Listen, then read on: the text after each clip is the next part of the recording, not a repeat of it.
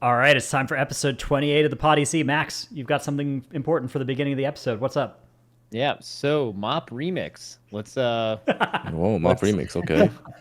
let's get That's a into good it. topic. Let's see how many viewers we could lose in the first 30 seconds. That's a good strat for these videos. Yep.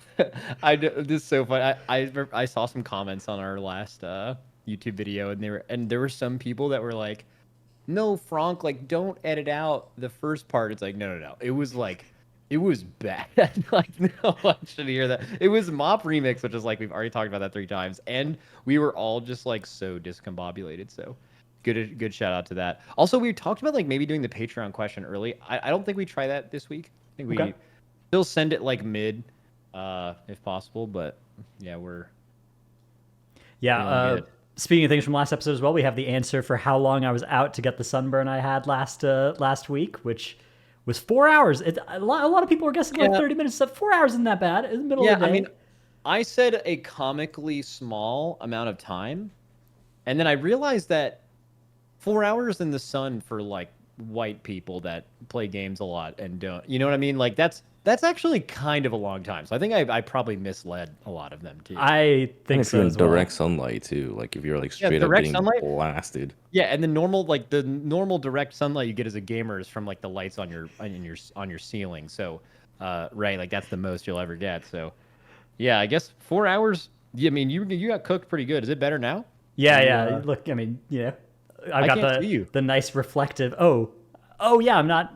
Hang on, let me turn my camera for you. Bang. Wow. There you go. I Wow, see. I OBS. see an OBS screen. This is great. Oh, okay. good. Let me turn on my Bro, OBS make sure to- for you. Make There sure you to keep go. all this in. Yeah. Oh wait, wait? Were you actually recording your thing The- anyway? The recording was working. The Oh, okay. you guys getting stuff wasn't. But yeah, there you go. There now you can see the, reflective lights Yeah, on I me. can. It's Yeah, kind of hard I to like see a the little bit. reflective. No, It's you're not too looking bad. good. Yeah. There's, You're I looking guess, good. you can see the sunburn line or the tan line, I guess now. Yeah, on the arm. Yeah. Yeah, I wonder. It seems like our fans are, or they seem to be big fans of any time you have to talk solo at the beginning, because you did that last week, right? Yeah, Frank sends me these things sometimes where he's like, yo, I need you to do 30 seconds explaining this or whatever. And so I send him those. So yeah, if we can have any technical difficulties that I'll need to explain, then the fans will love that, I guess. Yeah, that's good. Yeah, we can try and have a pretty boring 15 minutes at the start that we have to edit out again. And then I explain it again. Yeah, we could do that. Yeah. on purpose. That would be Yeah. crazy. Yeah. It is nice to know that if we ever have like an absolute stinker, we can just like not put it in there, which is excellent. That's actually probably the biggest benefit of this not being live streamed. Because like when we were live streaming it before, imagine we did the first 15 minutes of our podcast last week live streamed. Like you would not only would it suck and it's there and it happened, but also like chat would be like, well, this sucks. And then you'd feel extra bad. So that's good. Good. Shout out to us for making that decision. Yeah. So beta. So we officially got beta. And I think this is the first beta in 10 years where maybe you're learning this if you're listening to this, where you can actually obtain beta like if you want it, right? Like I know they're still giving it out for free. I don't know if there's any beta key situations going on. Like there's a lot of people in my chat who just got access to it and they didn't buy the Giga edition of the expansion. But you can actually, if you really want beta, you can have it. So I had a nice fun day going through and doing the dungeons and setting up all my guys. Yeah, Frank played It's a pretty crazy mean how hyped trick people on Dorki, telling people to go into his chat Yeah. and type !beta to Dude. get keys. Did that happen? like, Did they do it? I mean, people were just doing it anyways. Like people were just like, "Where's beta? Where's beta?" Like I had so many first-time chatting messages. They just like all came swarming in asking when was beta. Like it was just the topic of the week. People just wanted to know when was beta. And I'm just like, why are people so hyped for this? Like it's just beta. I mean, I guess it's cool that like they get to try their classes finally, but it's like there's not a lot going on in beta usually. Kind of just like hop on and sightsee. You gotta set up your goddamn bars and add-ons. Dude, we did. Well, it's not really a lot for us because we've been in alpha every week, and it's kind of just like a bigger alpha weekly update. But a lot of people are like being able to try their class the first time. There were so many people at all the target dummies in different cities and stuff. So I think it's like pretty exciting for them.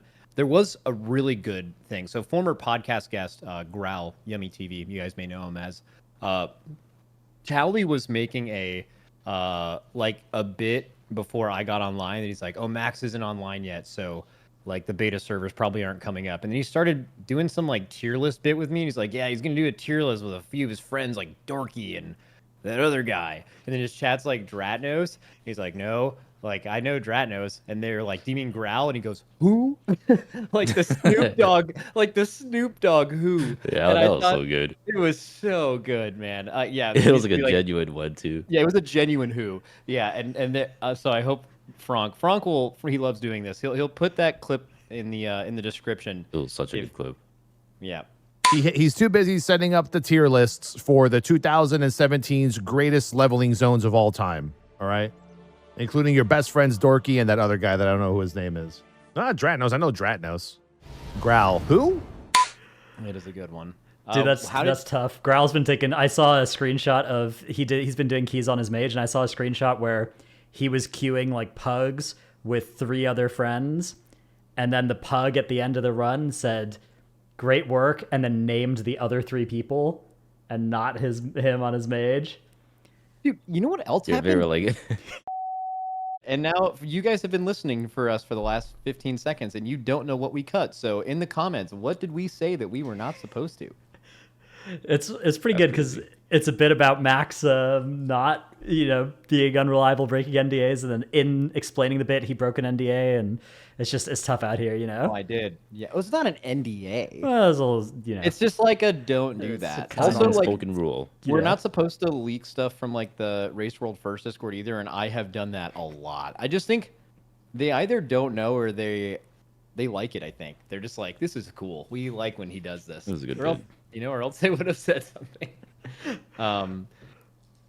Yeah. So there were a couple of things in this beta build I wanted to get your all's opinion on, but before we do that, we were just talking about how, you can actually get beta like for the first time in 10 years if you buy the Giga Edition for the expansion. You can have access to beta. That has not been true for a long time. It's been more random. But what else is the case is if you buy the Giga Edition, you also get access to the expansion 3 days early. I just want to know what you guys think about that in general. I think it's icky. They should have done that earlier. Whoa. Okay, that's the opposite. I mean, look, I know That is everyone's gonna so be pissed, good. but like, bro, there's no way we're gonna back out on this shit. I mean, it's 100% gonna make them extra money, and nobody like truly cares. Because like obviously there's gonna be a lot of people who are gonna be complaining and shit.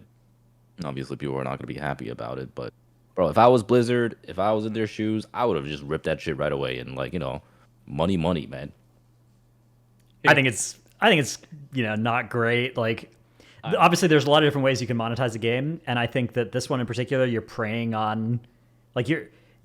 It's not like selling an advantage actually, so you don't get all of the uproar of that, but you're definitely getting money from people based on their FOMO, right? Like that.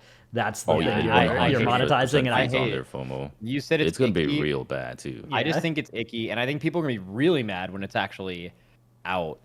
Yeah, those 3 it's days just- are going to be not good. Dude, just imagine the first 3 days, like we're all streaming, and there's hundreds of thousands of people. 'Cause the thing is, watching like, across objectively- I was like, man, I want to play too. You're not missing much, right? Like, especially the way that this launch looks like it's being set up, you're probably, even if you were a Race to World First raider, you could get away with not getting those 3 days and be fine, right? Like, it's Perfectly almost certainly not a big deal. Like, if somebody in my guild was like, hey, I'm going to miss these 3 days, like I'm out of the country or something, I'd be like, whatever, Dude, right? it's not that though. It's just a Yeah. Squidward meme. It's Exactly. the Squidward meme, which Fronk will put on the screen right now. Don't tell him any more Where- details of which Squidward meme. Just have him Oh, put it okay. up. If he doesn't Yeah, know, yeah. then man, Yeah. that'd be crazy. Yeah. That's a good. Yeah, it's like you're. Well, okay, I was gonna describe what. Yeah, okay. Well, it's like the Squidward meme you see on your screen right now, dude. Imagine he picks the most ridiculously out of context Squidward meme that has nothing to do with what we're talking about, but.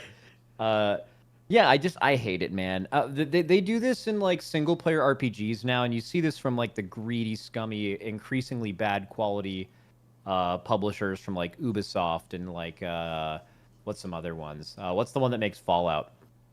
Bethesda.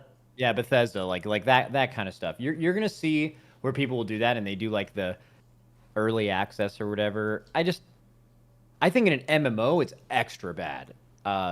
for whatever reason. And like you said, Dorky, I don't know how much bringing this up really matters. Am I going to buy it? Absolutely, right? I'm going to buy it, but I just hate that they're doing it. Like, I know they know that everyone's going to do it as a business decision. If you want to just make money and make your shareholders happy or whatever, like a lot of more people are probably going to buy the Epic Edition because they have that benefit. I just think it's gross, and it's sad to see. Like, yes, I know that like these businesses are going to continue businessing for throughout the years and get away with whatever they can if people are going to buy it, right? But I also think that like giving them resistance to that when stuff seems gross is good, because that makes them less likely to feel like they can get away with whatever they want. So I just wanted to point it out that I think it sucks. I also think it's because we didn't. Well, I don't think it's great. I mean, look, if I was a company, I think. Look, if I was Blizzard, I think it's great, man. Like, this is amazing, man. I would do this 10 out of 10 times every single time. People are such idiots for thinking otherwise. But it's because of like, didn't it start from Diablo 4, where like they tried it and they obviously sold an insane amount of numbers, and they like made a shit ton of money from Diablo 4. I mean, they made a shitload of money from Diablo 4, but I was astonished how many more people played Diablo after the like Giga Edition time. Like, yeah, no, 100%, yeah, like that'll happen every time. Like, that was crazy. Like, I remember streaming it and there was like no server issues. It was perfectly fine. And then like the weekend day that it like actually came out, which I would consider like the late, you're playing it late, whatever. That was like an overwhelming majority of people waited until the weekend to do it. And I found that really surprising, because like I think for us, you play games for a living, right? So like, it's just if there's early access on a game you want to play, that's a no-brainer. Like, there's no way you wouldn't buy it. And I think these companies know that, and that's why they're doing it. But I was really surprised to see how many people did wait on Diablo. And if you're listening to this and wow, and maybe you're a little, like, FOMO's a real thing, you're a little unsure, you want to get into the expansion as soon as possible, I really, like, even like Dratnos said, for the race to world first, I don't think it matters. Like, getting the gear in the first couple weeks, whatever, it's just going to be, you know, the Squidward meme, which will be on the stream again. Well, the biggest argument I've heard for it is, like, there are a lot of people who make a shit ton of gold early on, and they want to capitalize on the market. Like, those are the people who I see. are losing out the most on it. So it's they not usually the make first... like millions. Well, it's not even the first 3 days, because you can't do any professional stuff. You can just level characters. But as soon as that still third gather day... shit, can't you? Well, sure, probably. Actually, I don't know. But let's just assume yes. Like, the difference is on that beginning of the 4th day, instead of spending a day or two leveling, you're just going to be max level. So you're going to get that jump on people regardless. Which I wasn't really even considering, because I would never do a profession for any reason, but that is probably an issue. I feel like that set of the player, like the people that are making millions in the first few days of an expansion, can't they just buy a couple WoW tokies with those millions and then buy the early access? So I feel like it's the people that don't have millions flowing through their character. The people when like a 500k legendary comes out, they have to buy WoW tokens to get the 500k to make their legendary. Like, I feel like those are going to be the people that are the ones that are chronically out of gold always and can't just buy the early access with that. I don't know. Yeah. I agree. I want to echo your sentiment though, Max, which is basically just, if you're out there and you are feeling torn by this, we promise you it's not a big deal. Like, the thing that is the worst about it is the FOMO. So if us saying this can reduce that, the, you know, leveling stuff early, you will run out of stuff to do if you're playing a lot in those first few weeks anyways. Now, if you happen to have those 3 days free and then you're going to be busy for the next week at work or whatever, like, yeah, okay, then it helps a lot. I mean, it's just so hard because, like, you know, like the beginning of an MMO, regardless of what MMO is, will always be like by far the best part. Right, exactly. It's like you're going to lose the fun on that. It's like, you know, flying around and doing super rares, right? Like, that kind of stuff is, you know. I mean, just like being there, like literally just like being there for the hype, and just like, you know, a lot of people, they usually call off work for like a couple days, and, you know, they're like stocking up on their Mountain Dew and Doritos, and they're ready to fucking game. Like, I don't know how much that's like a thing nowadays, but remember when that was like a huge thing? Stocking up on Mountain Dew and Doritos? Like, or just like, you know, in general, right? Like just having their gamer stash ready and just like ready to fucking go hard gaming. Yeah. I don't know if you guys know this. I lived with a few of my raiders at the beginning of Limit existing. I lived with Zyronic. I lived with Malakrin, Soy, and Snarf. A couple of Bold Legion raiders. Then Malakrin was in Limit. And we like lived in a house together in Wisconsin, and we did the Legion launch with like 5 of us, like most of us in the same room, just like the truest gaming LAN, and that was so sick. we were definitely stocked up on the Doritos and the Mountain Dew. I'm pretty sure if any of them are watching this, maybe Malakran would be. I think we like never got through. We moved out before we got through the amount of Mountain Dew we purchased for the Legion. What the hell? Yeah, it was insane. We got way too much. Yeah, it was crazy. Oh my god. All right.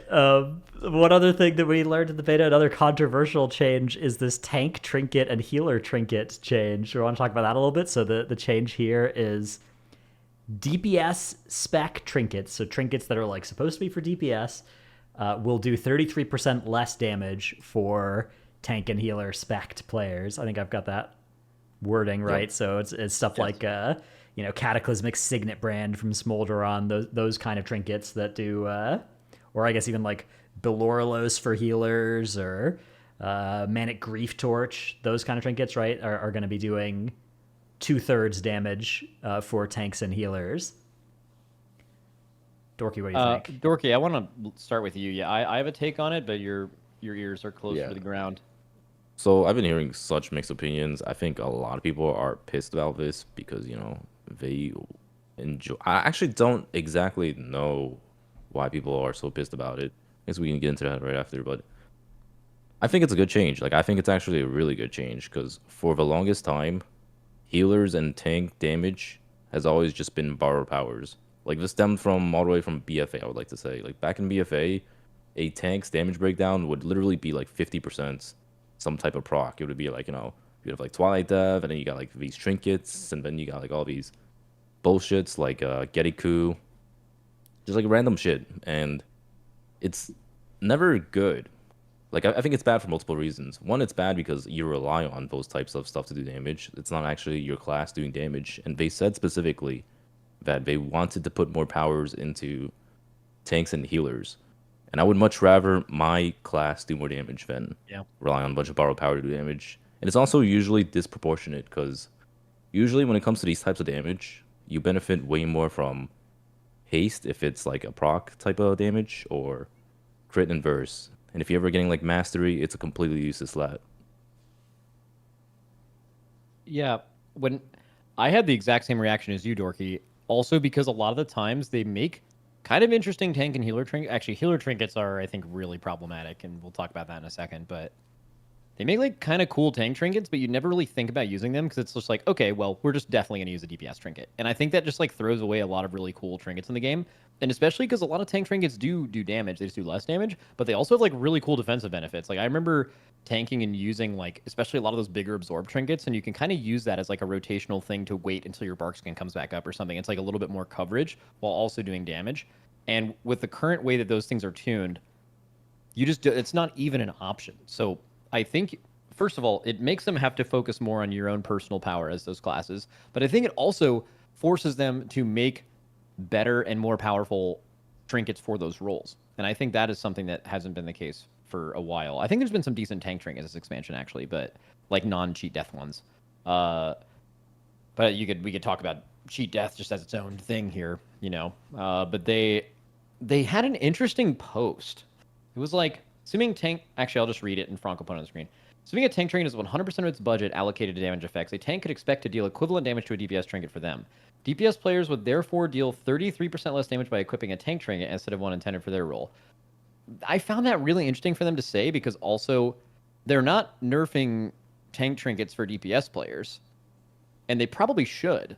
Like, wasn't that an issue that they ran into this expansion? Like, I think anytime DPS are using really. like, it's very like rare. weren't people using the Fire Act trinket for a while? Fire Act trinket's being used for a lot of Ward of Faceless Ire as well. That's a trinket. I guess anybody can roll on it. But... Not real. I mean, it's mostly healers that use it, though. I feel like it's like mostly just healers using Fire Act trinket and mostly augmentations that are using wards, which that feels right, actually. Yeah, feels fair. Right. It's kind of like a different reason, but like I think pure DPS will never really want to use a tank or healer trinket. I think the reason people were mad, at least when I tried to gauge this, was number go down, right? Yeah, 100%. I've noticed a lot of people that were saying tanks should be doing a lot of damage or healers should be doing more damage, and they care a lot about doing damage, not necessarily with trinkets. So Blizzard needs to I think the issue that a lot of people have is they're just not confident in Blizzard putting that power into those classes, right? I think as well, like, if you have tank trinkets that are real stinkers, which a lot of the tank trinkets they make are real stinkers, healer trinkets as well. I think more of the healer trinkets than the tank Healer's trinkets really even. bad, yeah. If those trinkets are like 20% the value of, say, Cataclysmic Signet Brand or just a regular a DPS trinket like that, right? Like, and a stat stick is maybe what, like 60% as good as a Signet Brand or something, and then we just move into a world where now Signet Brand is 66% of what it used to be. Like, maybe you're still just putting it on, but it's doing less damage, and does it actually force Blizzard to make the tank trinkets better, or does it kind of give them a band-aid to they can have tank trinkets still kind of suck and actually get equipped? I do think that provided they make some better tank trinkets, this is a good safety valve, especially because there's another problem which wasn't really discussed by Blizzard in this, which is in a lot of cases the tank player is actually the best DPS upgrade for certain DPS trinkets on the first drop, right? Like Signet Brand was a good example of this. Signet Brand is basically a flat damage increase, right? That's going to be more value for a tank than for a DPS player, because a DPS player is going to get more value out of Pip's Emerald Dream Friendship badge. I mean, it's actually so secondaries. bad though. Like, it's so bad to the point where you want to be using previous tier or like sometimes in some cases minus 40 item levels just to be able to equip something like that. Like, you remember the ring in the beginning of the expansion? Yeah, that which is another thing that's getting reduced here is cantrip effects, they call it, the bonus effects on random items. So yeah, Aeronog ring. so I was using bad. a heroic Aeronog ring for all of Aberrus progression, and I was using a Cobalt Assembly ring for all of Vault of the Incarnates progression. That is bad. Which, especially using the Aeronog ring for all of Aberrus progression, the heroic one made me feel really stupid for not doing more, 2 out of 8 runs on that character. Yeah. So I think that it does make sense to make it so that DPS trinkets are better for DPS than they are for tanks in terms of like how much of a relative increase it is for your raid. Because the fact that we my guild's first Mythic Signet Brand biggest increase was to put it on a tank was that does feel wrong. Like it feels like even if it is good DPS for a tank, it shouldn't be more DPS than it is for DPS players. But I don't know. Yeah, hopefully they come up with. I think they should use the tech more of making tank trinkets that do more damage for tank spec players, so that they can actually balance them to be strong for tank players without worry of DPS players using them. Because Max, like you said, is a good point, right? Like if there's a tank trinket that just does a lot of damage, DPS players are going to put that on now, and even though there's like now I guess a theoretical like 33%. Well, I mean, they would just have to make it room. so that. No, they would just have to make it so that like you would have to be actively tanking in order for that effect to work. Yeah, you could do that. The all totem trinket, for example, like when you parry attacks, then it does an effect. Although those sorts of effects are pretty annoying in raid when you're off tanking, like when you're not tanking full uptime. But Yeah, that's another problem too. What is your all's opinion on how close a tank's bar should get to a DPS's bar on details? Do you guys think it should be 50, 75? I'd say higher? at least 70 minimum. I agree with that. yeah, I would say like minimum 70. I would like even upwards of like 80, 90, depending on the situation. Because like I think it's fine for tanks to do a lot of AoE, for example, because generally, people always make that argument that you'll stack 5 tanks in M+, or like stack multiple tanks in raid or whatever the hell. But that's just not the case, right? Like, first of all, like tank has to be Not actively true. tanking in order to Yeah. do damage. And secondly, they generally bring like, maybe a lot of AoE, but not single target.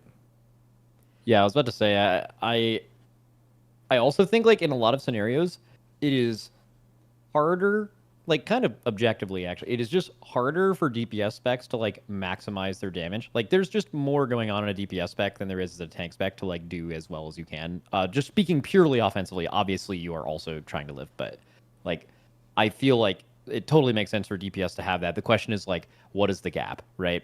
In MoP, obviously, famously, it was like tanks were like topping damage, and that was ridiculous. I think somewhere around 70%. Right now, if they nerf DPS trinkets, what do you guys think it would be? What is it on live? Both like single target in raid and Mythic Plus. that's In M+, it's a pretty big difference. I would say like you probably have people doing. I mean, I guess depends. Right, like Shadow Priest would be doing like 1.2 mil or something, and a tank would be doing 400k, so substantially less. So But that's you'd also want a given there's tank an to be AUG and all doing that. 900k DPS in a key. Oh, I think that'd be sick. But I mean, to be fair, you have to realize that it's also because of AUG and Shadow Priest being so absurdly broken, right? Like a normal DPS would probably do like what, 800k or something. 800k? Yeah, yeah. Like, Yeah. that probably Okay. So be more not reasonable. using the best. It's the average. Yeah. I think tanks should do as much damage as possible until you would ever consider bringing another one instead of a DPS in dungeons or like a third tank in raid. Whatever magic number that is, that's what number it should be, and not below that or above that. That's a really hard number to reach too, by the way, because like you would have to go do like an absurd amount of damage to bring a second tank. Because like we've had scenarios where tanks do crazy amounts of damage, like BFA season and you 4 never brought one, Prot right? Warrior. Well, yeah, you never brought a second one, and like Blood Decay back in Shadowlands too. Like those classes were doing insane damage, but you need to be getting there was hit never though, a scenario right? where you bring. For Yeah, right, your- exactly. Yeah, Yeah. Like there are so many scenarios where you wouldn't realistically bring another tank. Yeah, I think that making sure that you have getting hit be part of the damage is good for M+, but again, in raid, like it's frustrating when you have that on 2 tanks, right? And it's like my blood decays, you know, if you're trying to play with 2 blood decays, right, and they both have shattering bone, and you're just not getting value out of that when whichever one's not getting hit at any given time on a fight.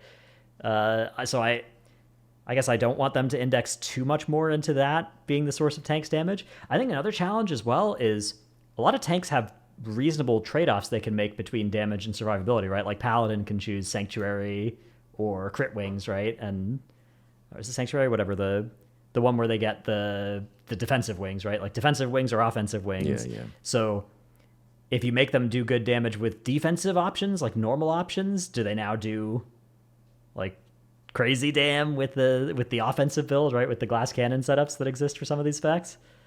Yeah. I mean, I think that's just like a problem with how some tank specs are designed, actually. Like, I've actually had this problem since beta of Dragonflight, where I was like, it's a problem when you have certain tanks that are tuned around, they have their damage tuned around specific talents that you will realistically never choose in competitive environments, like where you're like actually challenged for your survivability. Yeah, like Crit Wings. I think Crit Wings you can play in a lot of stuff, but it depends, right? Like, and obviously as your key gets really high, it starts to be really sketchy. Yeah.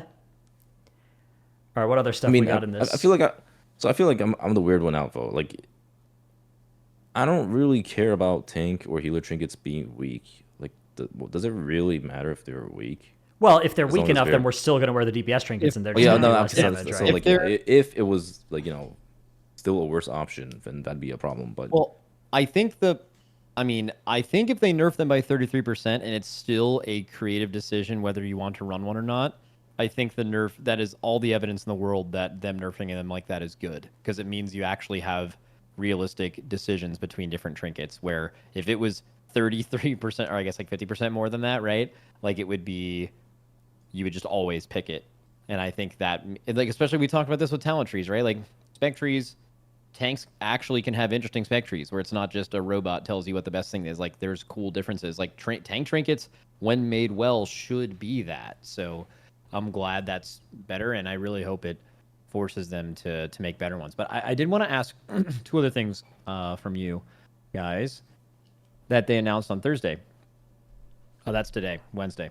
That they number will one- announce. Yeah. Yeah, so the War Within set bonuses in season 1.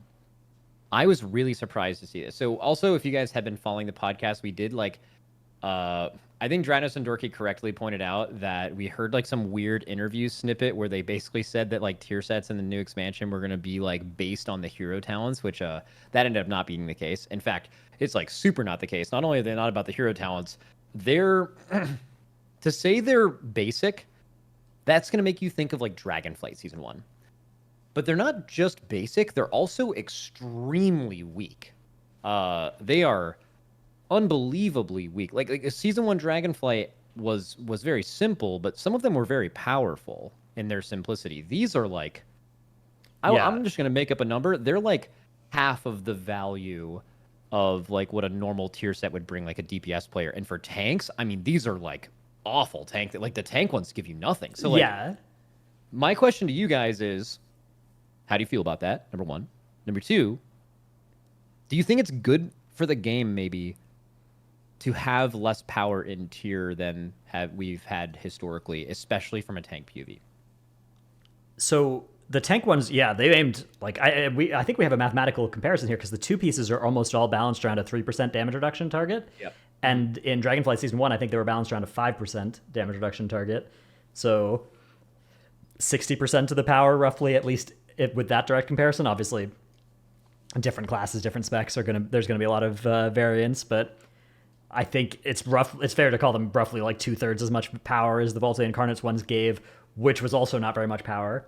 Now, there's a couple of good reasons to do that. One is that you want the expansion power to go up over time, right? So if you start off with a strong set bonus and then you come into a new season, you have to either make a stronger set bonus or nerf old set bonuses to actually make people feel good equipping the new ones, right? Or actually equip the new ones, which they do when but like obviously the lower they aim the first tier, the more room they have to do that before they're starting to make set bonuses that are either super strong or they're having to nerf a bunch of stuff. I mean, I don't know if I agree with that. I don't, because like you could theoretically make the set bonus a 15% increase at eye level for Season 1 and Season 2. And in Season 2, you're going to wear the Season 2 one, even if they're exactly the same power, because your eye level is also going up. Yeah, right? but there's 39 specs in the game, right? So, like, the odds that they actually hit on all of that, like, probably that we would have 10 outliers that were, you know...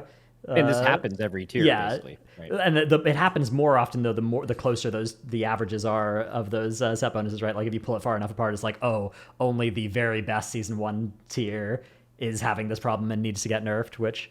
I think is an admirable goal because like if anytime they have to nerf old set bonuses, like you're still not feeling good putting on the new ones. So I think that part makes sense. I do think it does kind of suck that all of the set bonuses are so boring. There's another goal that I think is admirable as well, which I think a stated goal from one of their posts is we don't want this to affect your hero talent decision. We don't want to make a set bonus that favors one hero talent tree over the other for any of these specs. That makes some sense to me as well for the start of an expansion, right? You don't want people to be like, oh, poggers, I'm going to play my Rep Pally as a Templar, and then there's a set bonus that's like way better for Herald of the Sun. You're like, okay, that's unlucky, right? You don't want that. Whereas that would be fine, 3 seasons in or something where it's like, oh, this season we've got a Herald of the Sun favoring set bonus. Like that's probably fine if that happens for a couple of hero talent trees every couple of tiers, right? But like not doing any of that in Season 1. I think is also an admirable goal. But when all the set bonuses are like this boring and weak, I don't know, like that just feels bad. Like you're gonna put these things on and you're gonna feel like nothing has changed. I thought it was a given though that they were gonna be this weak and boring. Like I had that impression that they were gonna be like that on Season 1, like almost always, just because we have too many tuning knobs to deal with currently. Well, they didn't say going forward that they would do this every expansion. It was just like they were just like. Well, I mean, they didn't say it, but I thought it was just like kind of like a given, right? Like, yeah, I don't think it's a given. So like I think, guys, they tuned the last boss of the first season for having full AOE talents for AOE phases and full single target talents for the other phases. They were lost on the tuning for that. It was as much for them as it was for anyone else to have like tier sets not be a huge factor because they were in the weeds with everything else. Hero talents are like a 10th of the undertaking that spec and but they still need to deal with the current trees. Like they're not just juggling the hero trees, but they're also like reworking a bunch of talent trees and having to like balance between the two. Well, I just don't think it was a given that it would be going forward. But even then, let's just say you go for boring.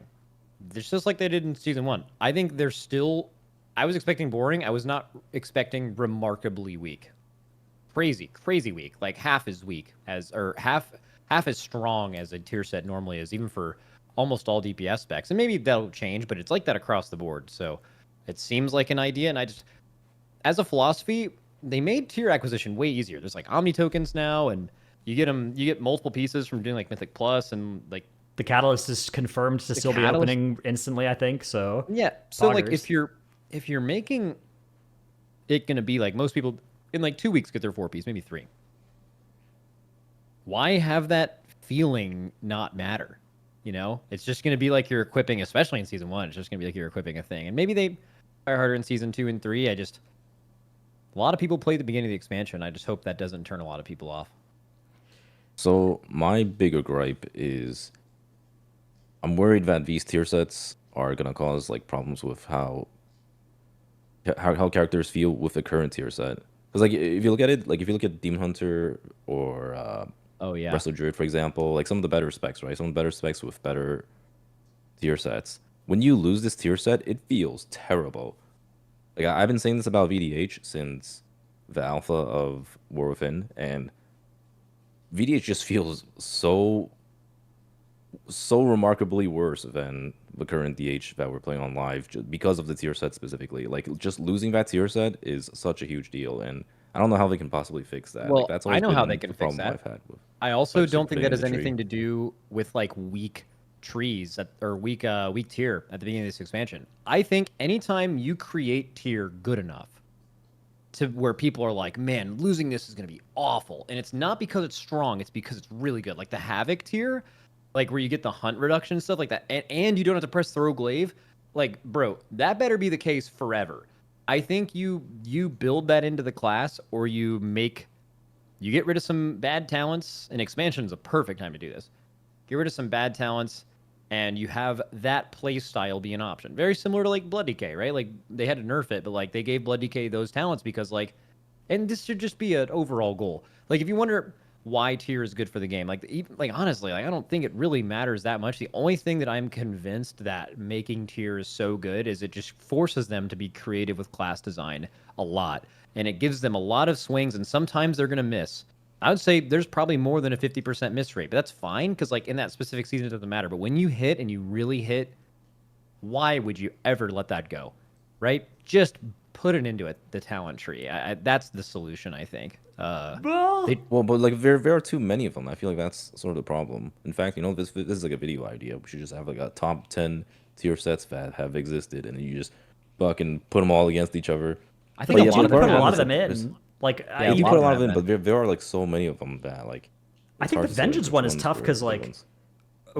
aren't we all Yeah, that's a saying big Vengeance one. Demon Hunter needs to be nerfed right now? So like, if they were to put that into But in a the- different way though. Like I Okay. think What it is the feels vengeance really tier? good. What is good about it? You shit out souls when you have Sigil Flame up. So like Yeah. you can actually feel like you actually can play the game. But Whereas, it has the exact same problem that Guardian Druid in Season 2 had, which was that your damage is scaled with the number of targets or your defense is scaled really, does, really well yeah. with the number of targets you're fighting, which, like, that's just fundamentally going to be an OP thing for M+. So either they preserve well, I that mean, part but of the that's set also bonus. like a separate Okay. topic because like I Yeah, think a but, lot of like- things have that. So make issue, it a but- capstone. What do you mean?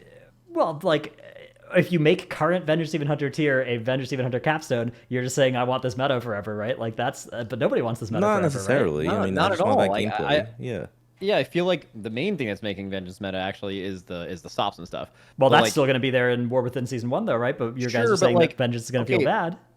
within trees there's ways to make the commitment to get certain things make sense. Like some trees actually have a capstone level where like the really really good thing is behind like two other things, and maybe and hopefully they are related to that, but like it can be an investment, and realistically as a Vengeance DH you could choose to lose some other things to get that. You are losing talents to gain this new one. If you put it in the right spot and add the correct amount of investment to get it, it's not like, oh, well, now they're just going to gain this forever. Like, I don't think that's necessarily true, but if it really makes it a lot more fun to play by having that, you're not hoping that the next tier is always just going to replace that, because that's not going to happen. Like, most of the time, the next tier is not going to be as good as that really, really cool tier you had. So I just think the class and spec tree for constant iteration, which it's clear that that's going to happen over time. I just feel like that's the best way to interact with that. Definitely not in hero talents, too. So, like, here's an issue with Havoc.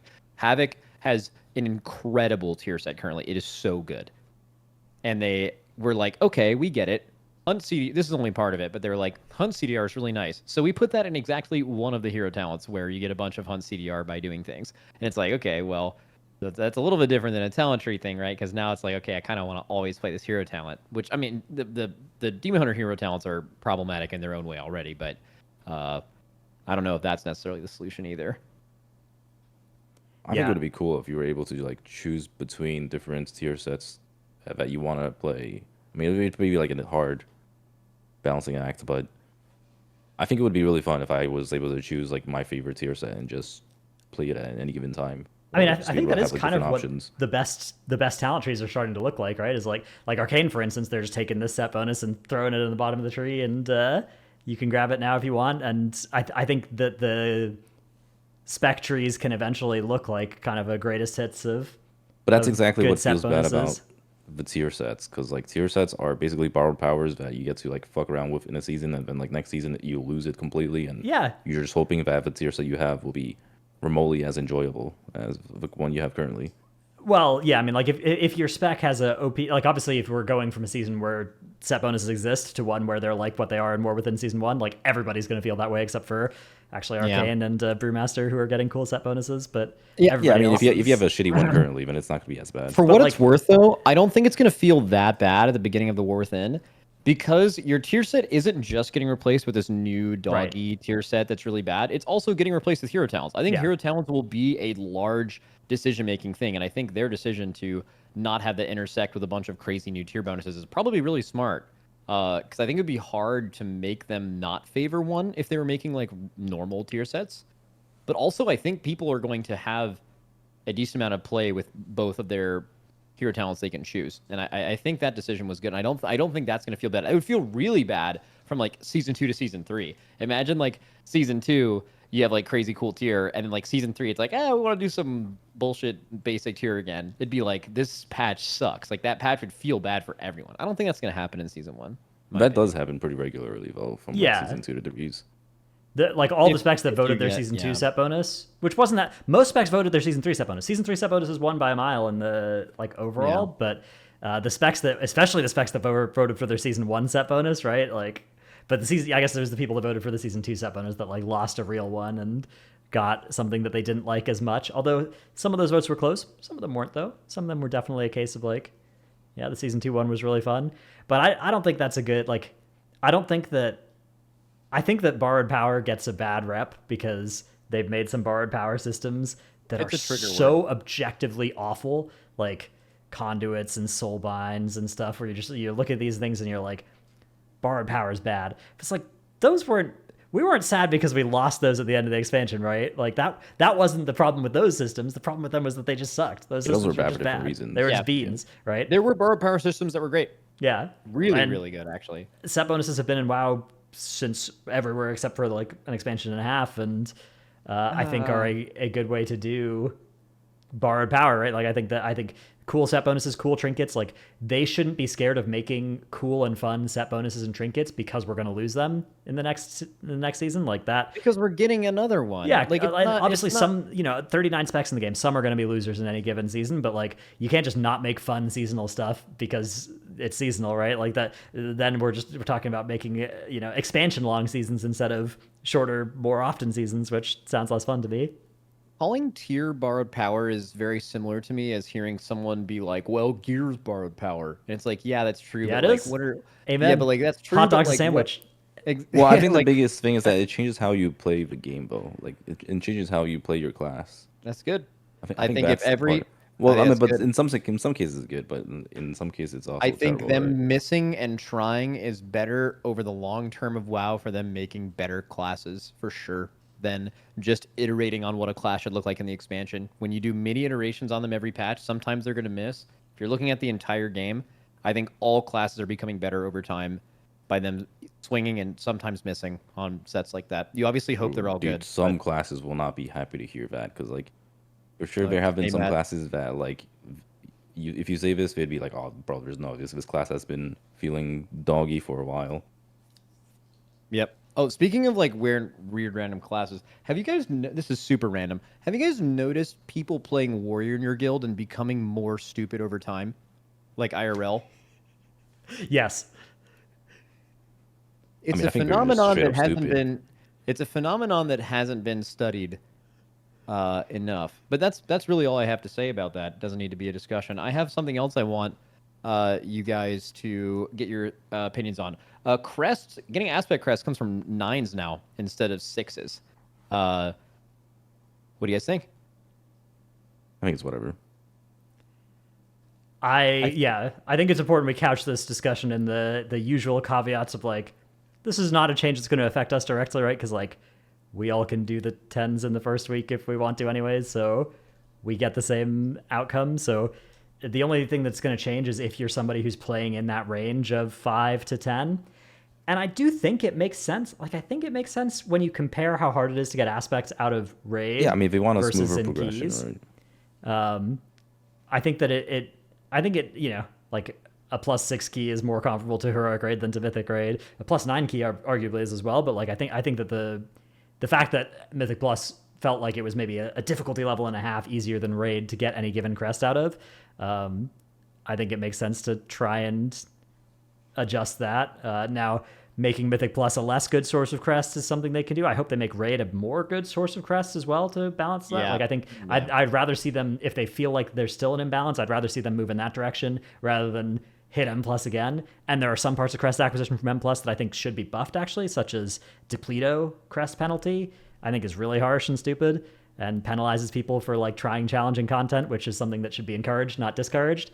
But I think it's probably a fair change. I think it's probably a more appropriate number for Aspects Crest to be coming from. I wouldn't even mind if it went even higher, to like if it was even harder to obtain. The only problem is right now it feels good to do lower than 10 keys as farm keys because specifically of affixes. And if they just made affixes feel better, well, I mean, they did announce that they were going to be 4 new affixes. So Did they announce maybe. that? I don't think they It was announced data that. mined, yeah. It was data mined, Oh, but okay, there data are mined, yeah, 4 sure, yeah. placeholders. In fact, Yeah. I think the opposite was announced. The last time they talked about this, I think they said something like, "This was were in gonna do the, shit. yeah, it was in the, it was one of the first questions asked in those Q&As that were under NDA the and we were never supposed to Q&A talk thing. about, but then someone released a transcript Yeah, for now we're it. talking about it too. Well, Yeah, no, we and weren't now we're allowed to talking release about the recordings of it, but I don't think there was actually anything against the transcript, so yeah, which good is just tech. the so. same thing as a recording. All good. All good. They were just It's the same thing as whatever. recording, but you can introduce some typos and some misinterpretations and stuff like they did with the set bonus question that was in those Q&As as well. So Yeah, I think the idea is that like you can't quote Blizzard on it. Yeah, so Blizzard did this season 4 thing where they like changed the way that the way that the key levels worked, which I think overall very good thing, right? But it didn't bring any affix changes, and I think people are definitely clamoring for affix changes, or maybe even just I think people would be pretty happy with, hey, just shovel out the worst 4 affixes, shoot them into the surface of the sun, and give us 4 new ones that are similar to like entangling. That'd be great, right? Which is basically, again, don't want to get a whole affix thing. That's just saying like, hey, as long as there are more affixes that are close to not interacting with you, the better, which is how everyone feels about that. But Yeah, just let us play the dungeon instead. yeah, I have something on the Crest thing. So for me, I have run into a big problem. I play these patches after the race is over, and I get geared, use some streamer benefit, get some funnel raids going. Actually, you can't do funnel raids anymore, but just some raids where everyone will let me have the stuff, which is nice. And then I start playing, and then I get my character nice and geared out, and I get caught up, and then I want to like play an alt. Usually in like the second week, that's not a problem. Yeah. Usually in the third week, that's not a problem. Usually in the fourth week, maybe you could get yourself. But man, after that, you're staring down the barrel of a Yeah, lot alt of gearing dungeons. is fucking awful. Yeah, Yeah. you're staring down the barrel of a lot of dungeons. And by the way, it is not lost on me or us that some of you guys, when you play an alt, you're like, oh, this is great. I'm going to go through and I'm going to do a 2 and then a 5 and I'm going to get better at my class. And then naturally I'll get better gear as I spend more time on it. For a lot of people like us, it's like there's a certain level of content that is fun. And it's like playing your character when it's geared. But playing your character before it's geared is not fun because you're not doing the content you want to be doing. And how long it takes, and often I think what happens is you look at the amount of work required and you're like, okay, I'm just not going to do that. And that was Yep. before when you were looking at 6s. Now when you're looking at 9s, it's just more of like man, I just don't want to do 120 9s to cap my aspects and make this character playable. So I'm just never going to do this.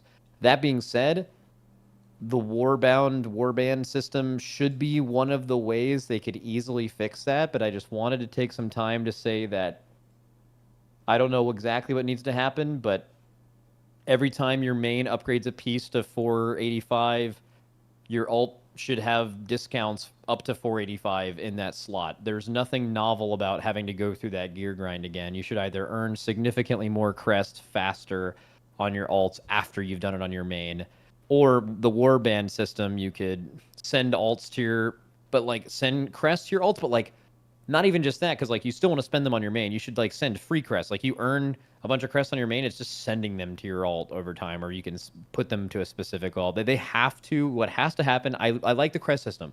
Crest system better than Valor for sure. and I think they have a good idea on how to make that work now rather than season 2. But man, how quickly you can gear another character is needlessly too long with how the cap raises every week. So I hope they would do that. I would just play more of the game. I think a lot of people would play more characters within a season rather than seeing the workload and then giving up. Have you guys felt that when wanting to play other characters? Oh, 100%. Like, I don't think, I'm pretty sure like everyone has felt this way some way or another. It's actually a really common complaint where like if you want to reroll or play something else, you gotta grind a lot. But I have a feeling that Blizzard doesn't want to do this because they don't want people to easily reroll from their main. Why? Like that's just my. Why would you not want that?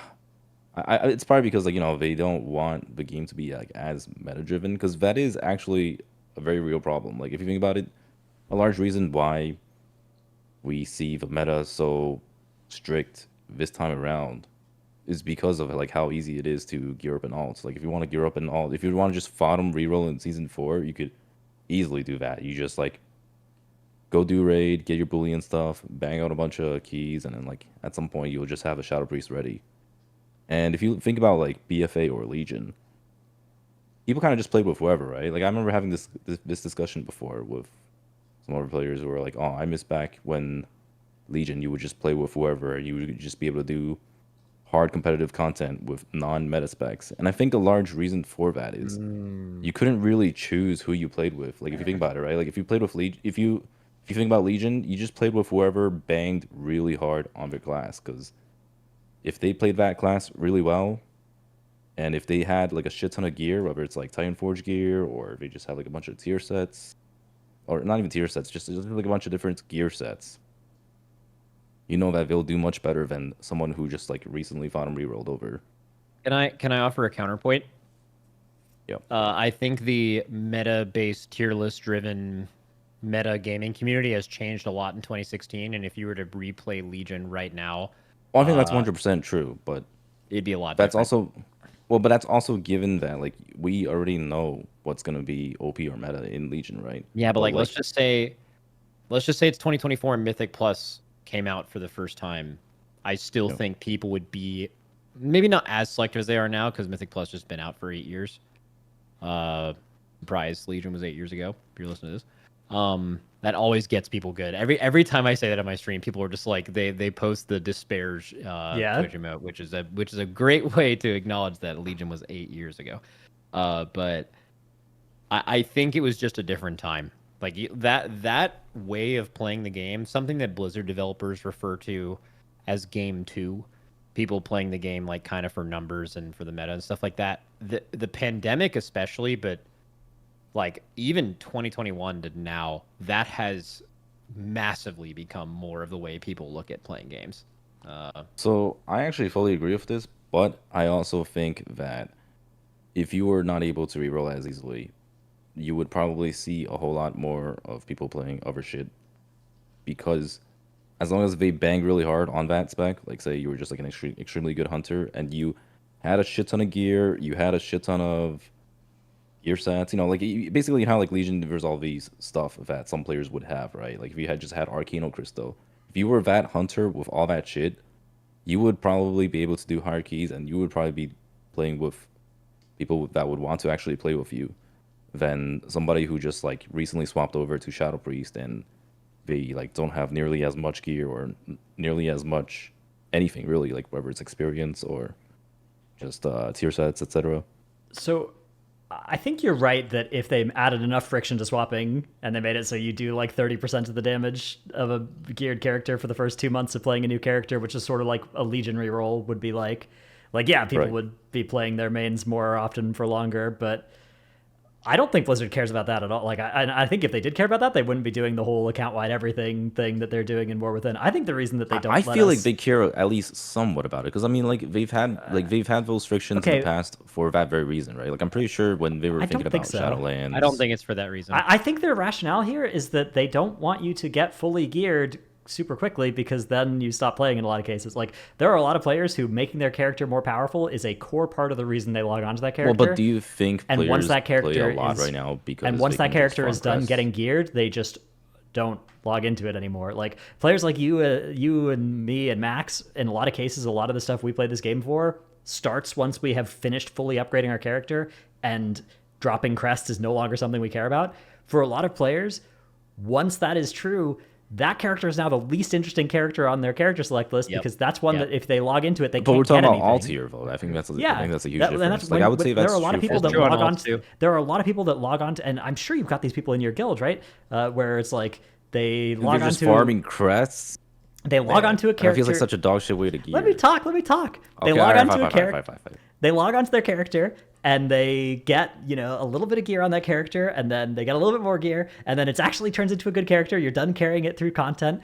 And what do they do the next week? There's a fresh new, character that they've just leveled up or something, and now you're carrying that thing through content or whatever. Like that's a very common play pattern, right? Because people like their character feeling stronger. Like they like that feeling of making their character better, and they like that feeling of like, I can go into a raid and I can get 3 upgrades, right? I can do a key and I can get crests, and those crests make my character better. And by definition, once you're done upgrading your character with crests, there's no longer stuff that can drop for you that makes your character better from a key, right? So I think Blizzard, they're trying to walk this tightrope between, they don't want too many people to feel like it's an insurmountable challenge to start a new character, and they've definitely moved in the direction of making that less true. But they also like that you still get stuff out of content for a long time. The myth track going up to 4 from 3, I think adds an extra, 400 or 200 crests that you need across your character for it to be full build. That's an extra, 30 dungeons or something you have to do before your guy is fully done. And like those sorts of changes, I think, are aimed at making it so that there is still, a runway for your character to get better on before it's done collecting gear, which is the game for a lot of people. Yeah, I mean, I agree with like literally everything you say. It's just the only part I don't really agree with is how gearing works at the moment for alts. Like if it was just like actually just doing dungeons or raid bosses and getting drops and stuff, I'm sure people fucking love that shit. But the whole idea of just sitting there spamming 9s over and over and over and doing it like hundreds of times. The worst is the worms as well, dude. Not just the aspects, but when you realize you need 400 worms crests on your guy. And then you have to spam like +4s instead, whatever it is. No, so it's them raising the level of worms dropping actually is kind of nice for that, because now you can do some slightly more fun keys and get the worms from those. Yeah, I remember doing it's either you need to have like a better way to trade down, right? Because like you can still trade down, or I think you gain. How does it work if you're capped on aspects? But you do a really, really high, you get worms instead. Whatever ratio you get that, it should give you significantly more. Well, that's something that you can only do in the first few weeks as well, because that cap just becomes so far away. So like at this point, the cap is like 1,000 crests or something. I can tell you what actually made me stop playing one of my alts, and it was actually in season 3, but same idea, was not actually doing the aspect part of it. It was when I was staring down the barrel of doing like something like 30 hours of 11s. It's so and bad, I was man. Old 11s, by the way. Would be 1s now, or it would very be low. like it'd be a very, very low key level. It's a key level that is not really interesting, and especially as a DPS player, the lower keys are pretty. I mean, this is true actually for every role, I guess, but you don't. The mobs die before you start. Like every class is a little bit of setup, and then you start really going. Every class is a little bit different that way. There's no time to act, and then when you're really going, that's when it's fun. But like that doesn't exist. like the mobs just instantly die, so it's tough. I would like that, especially when you're pugging this too. Yeah. No, I mean I agree that like stretching out in front of you, feeling like a really long grind. But I think they can. For me in particular, like once my character, I have a couple alts that are now like. They're done needing worms. They just need aspects, and they do need a bunch of aspects. They've got a lot of like 515, 519 gear, but it still feels kind of fun to play. I still have fun playing them. Like, and then every key I do, I also get an upgrade, and so that's kind of like I think that's sort of like Diablo 4, right? Like Diablo 4, your guy can be full build, and you're like masterworking 4 out of 12 on all your pieces or something like that, and like you've got a long grind in front of you to get them to masterworking 12 out of 12. But it's a question of like how shallow the slope is at that point, because your character gaining power is like a steep slope for a while, and then it turns into a shallow slope as you're approaching the cap. And I think WoW doing that as well. I think they're moving in a good direction with that when you compare this season to like a lot of previous seasons.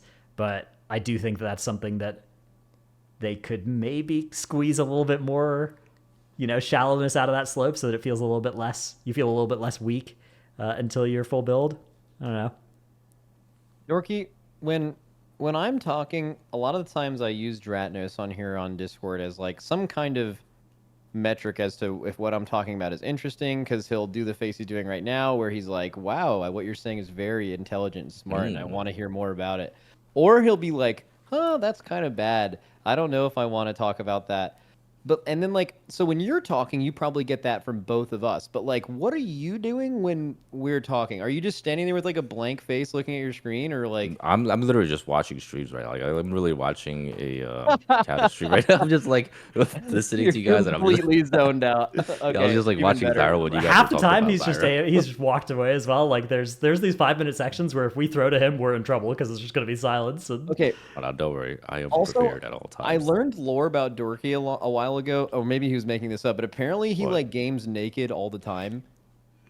So like I also sometimes when we're doing podcasts, I just wonder if his camera was on.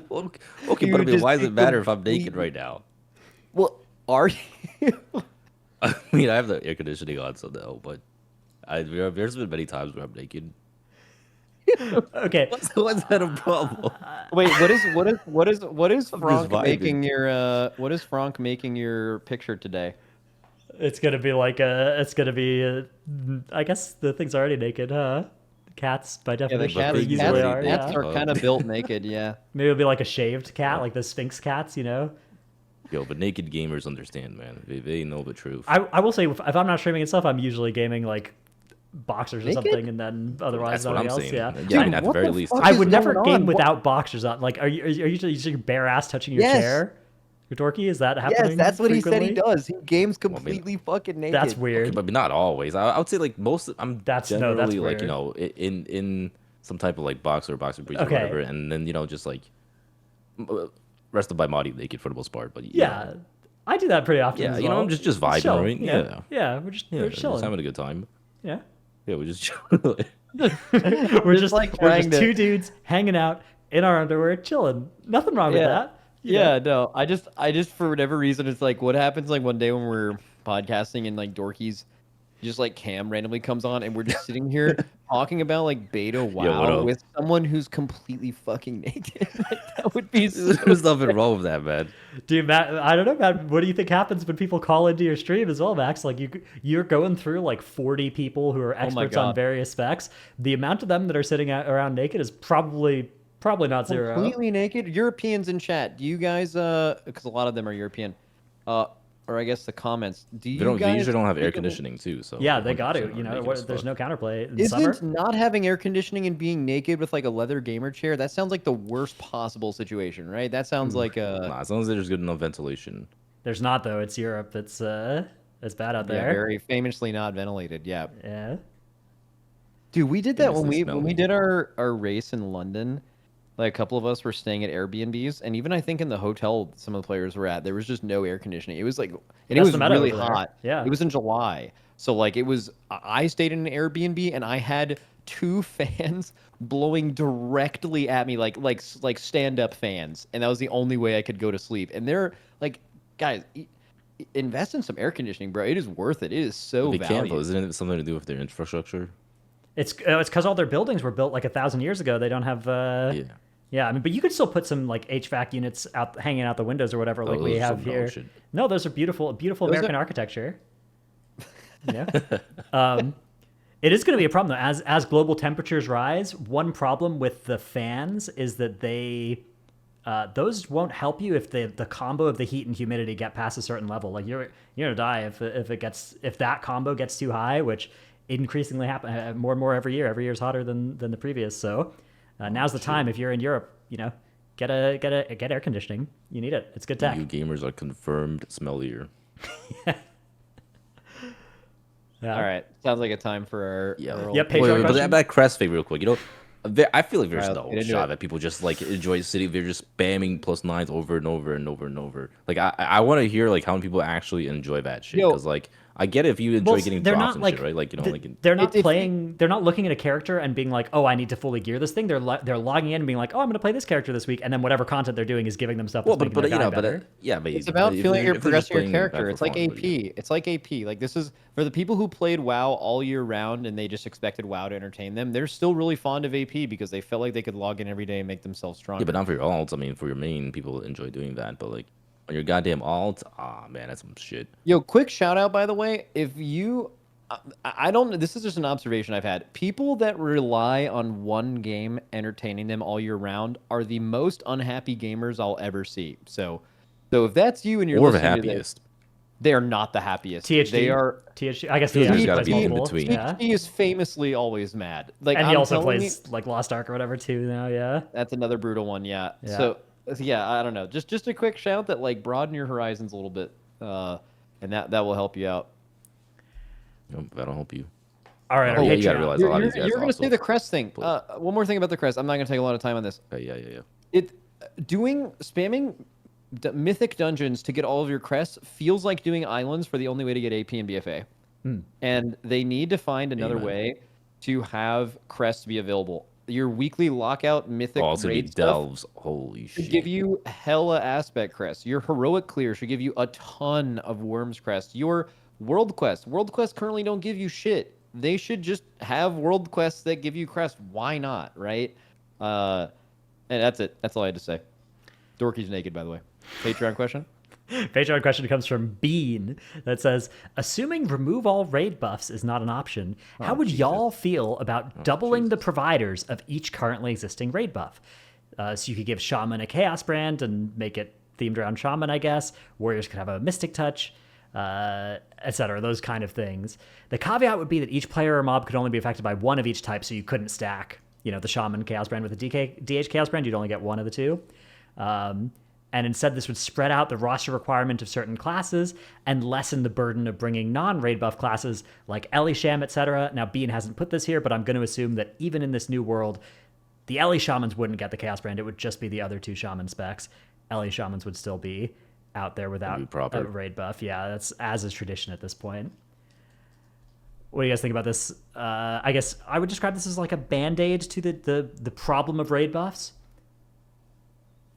Yeah, for sure. It's also, dude, the reason, like, no other class can give Mark of the Wild because it wouldn't be super epic and only Druids can do that. The Blizzard's just not going to go down that angle because they just care way too much about the lore of all this shit. Why did they bring back the raid buffs? It was right around when they brought back Classic. And when Classic players were going to play retail, they're like, wait, we don't have Powered Fortitude anymore. It's just part of Priest. It's part of WoW history that these classes have these things, right? And they nerfed their power a little bit, and you could ask for scrolls, but they don't want scrolls because they want you to bring a priest, right? If you bring more from other classes, sure, it'd be a band-aid problem. All of us want that to be fixed. I have another thing, though. Patreons, can we fucking pick it up a little bit? Like, we fucking talked about this so many times. Like, ask about anything else, or, like, it doesn't even have to be WoW-related, man. You can cook up some crazy, is a hot dog a sandwich shit. We'll cook with that. I'm tired of hearing this fucking raid buff thing. Oh, my God. Fucking raid buffs. Well, are just sick and tired of raid buffs. It's unclear as well how much of the blame here lands on the patrons versus Fronk as the curator of the Patreon questions. Oh, true. It's I'd probably like to nominate it as being his fault as well. I think that patrons are probably submitting a good spread of questions, and Fronk is just only picking the raid buff related ones because he hates us. Yeah, I've noticed that. That's definitely a thing that Fronk does. Like, I don't know why he picks all the raid buff questions, but he loves raid buff. Yeah. I think it's it's definitely a problem that band-aiding it would be nice, but I agree it's something that's unlikely for Blizzard to do. Before they added Hunter's Mark back in, I thought that something they used to do in the past was that Hunter pets could give you like a weaker version of each raid buff, and I thought that would have been like also a decent way to band-aid some of the worst parts of raid buffs, because for me the worst parts of raid buffs is always like if you're just in a guild of 26 people and you have one demon hunter and that demon hunter, needs to drive to the aquarium that day or whatever, and they got an appointment there or something to check in on the fish. At the aquarium? They're a fish checker upper or something. They go check on the fish at the aquarium, and the person who usually does it that day's out or whatever. It conflicts with their raid day. The guild then just doesn't have Chaos Brand, and it's like you're bricked, right? Like you don't have Chaos Brand. You may as well not log in for Mythic Brog and move it to another day or something, or like it's Jover. So why were scrolls bad? Yeah, scrolls were good. I think Scrolls are great. They were a Maybe good they Band-Aid didn't as like well. how many consumables, because if you did say that before, right? How, Yeah. like, But now there were just now too we have many all these fucking professions. consumables and- So like, wouldn't Yeah, it be I don't more know. of like a Yeah. incentivizing? I think they had the solution and they took it away for no reason. Scrolls, yeah, if you have your demon hunter, if it's not an aquarium day, you're gonna be a little bit stronger raid, but you at least can get a 3% chaos damage brand buff and then bring another class. Like, why is that not in the game, man? Like, just you have to think about Rebuff was the just too everyman. strong.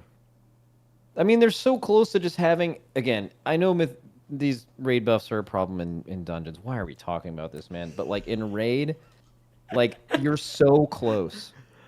Yeah. Every class has a reason to be in a raid right now, except for fucking 2 specs. Just figure it out, man. Just give them something that puts them in the raid. I think Resto Shamans might already have one, but even then it's an issue because it's like you have to pick one hero talent to make that a thing, which is a problem. But just get some love for Ellie Shamans, man. I think they're gonna get a class and spec tree Oh, update. shout out Ellie Shamans. You guys Yeah. would never be good, but you know, like I hope you guys have fun at least. Yeah, shout out Ellie Shamans. You guys fucking suck, but thanks for doing what you do. Yeah, providing comic mean, it's entertainment not for the my rest of fault. us. Dude, I did a dungeon on beta yesterday with some Ellie Shaman named like Big Meat Berry or something, and he was slamming. So shout out, That's an Ellie Berry. Shaman play right there. Amen. Yeah, which is sad. Ellie Shaman's fun, man. Yeah. But I think it's hard. If you're holding out any hope for this, just know that there's like 3 months left.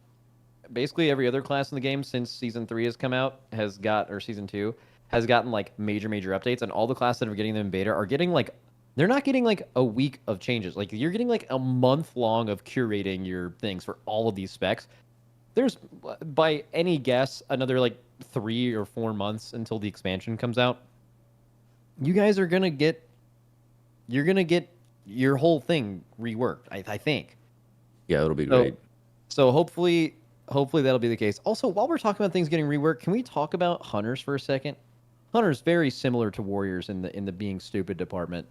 There was this post like 2 months ago, and it was like, "Hey hunters, so quick checking in. We're not getting to you guys right now, like almost every other spec in the game, but we look to do that in the future." And every hunter player just doomed insane, like that. You guys saw this too, right? The dooming where they were just like, "Oh, we're forgotten." I can understand that because your class and spec trees are unbelievably bad, and you were the most in line to get those changes, and it was obvious.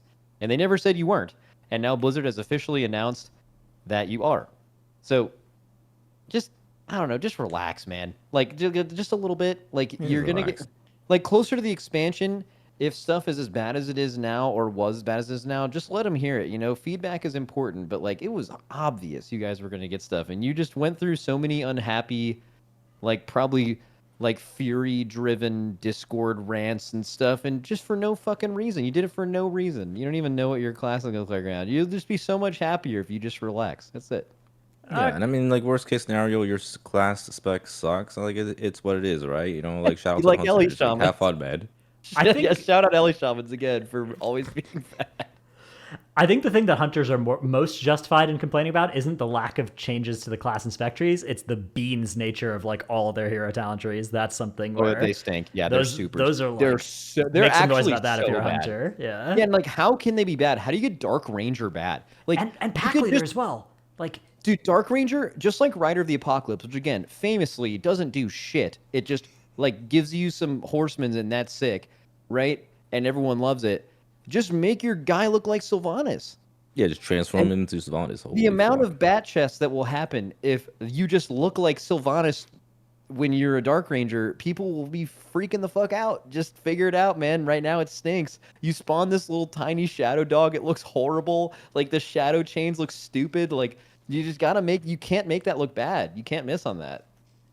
yeah, pack leader needs to do some more pet stuff. Something. I don't know what to tell you. It's Yeah, I don't know. Figure it out. You have to feel like a pack leader. I don't know. Like I understand that's like pretty much already a BM hunter, but like more BM hunter. I don't and know. just make it do that. You can make it do something different for BM versus serve if you need to, if you're worried about it, you know? Like, I don't Apparently know. Sentinel's pretty decent, Yeah. but I think it's like boring decent. Like I think the whole like Sentinel Owl thing, like that's never really resonated with them. Like hunters, we get it, but just also like relax a little bit. Unless the new rework stinks, and then let them know it stinks, because pretty much any time something has been bad with any of these beta reworks, they have like fixed it next week. Seriously, like not the class spectry stuff, or sorry, not the Hero Town stuff, but class spectry. They've like, I think they've moved around some of these class trees like 4 times, except for druids. Stay mad druids, by the way. And Oh, small, dude, stay the druid small. shit is And so LA bad, Shamans. man. God And damn, yeah, yo. and- I mean, and who just- cares about these other specs, man? We gotta talk about druid tree. Holy shit. Yeah, the druid class tree is really rough. I mean, the more I've looked at it, I think it is definitely a casualty, because all the other new class trees they've done have been really good, but the druid one hasn't. I think it's a casualty of it just having 4 specs for sure. But man, there's just like a few pathing changes that would make so much sense. You have to look at like realistic decision making. Don't want to go too much into this now, but there's just so many nodes that are so obviously needed by all 4 specs that are locked behind ridiculous choices to get those things. Just move those around, make the pathing better. It'll be all right. Stay small, druids, but at least you're not an LA shaman. Druids are huge. And that's all, folks. On that note, that'll be it Yep. for us this week. Yep. Potty farewell. Poddy, goodbye. Audie bye. Shout out the shamans. Shout out Shout the out naked gamers. Stay naked. Let's go.